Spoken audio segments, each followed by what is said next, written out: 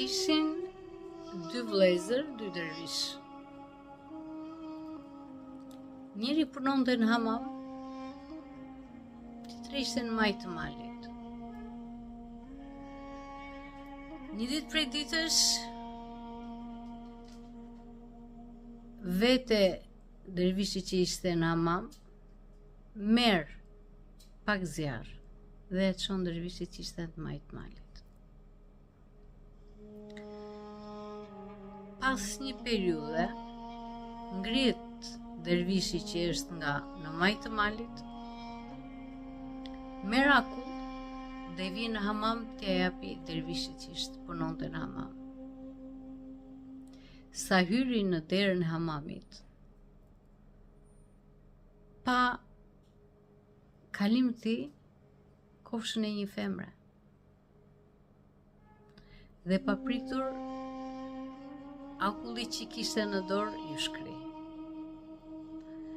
Në atë kohë e pa dervishi që ishte në hamam dhe i thot: vlla dervish, e kollajshme është të bëhesh dervish të majtë malit, por e vështirë të bëhesh në hamam. Njeriu në këtë jetë është për të kontrolluar ndjenjat e tij dhe emocionet. Njeriu është një krijesë që ndodhet në araf. Nuk është as kafsh. Pasi kafsha është hynore, kafsha është pjesë e natyrës, kafsha s'ka shitallëk, kafsha nuk të vret, po nuk është e nevojshme. Por njeriu as njeri nuk është.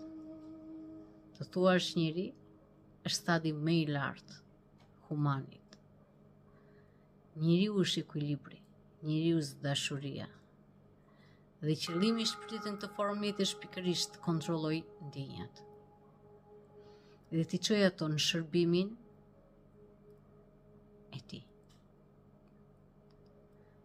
Pasi ndjenjat programuara, secila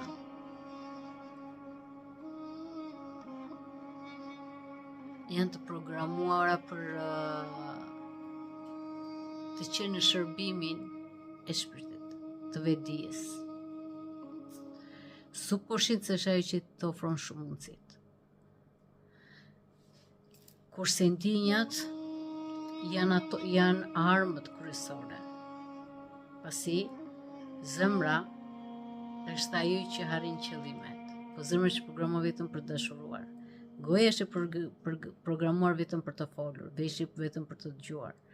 Por kur i Zoti i shtëpisë është zgjuar, i kontrollon të tëra këto. Dhe të quhemi njerëz human është niveli stadi më i lartë. Prandaj, në qoftë se do duam të arrijmë diku, fillimisht duhet të ndryshojmë veten tonë.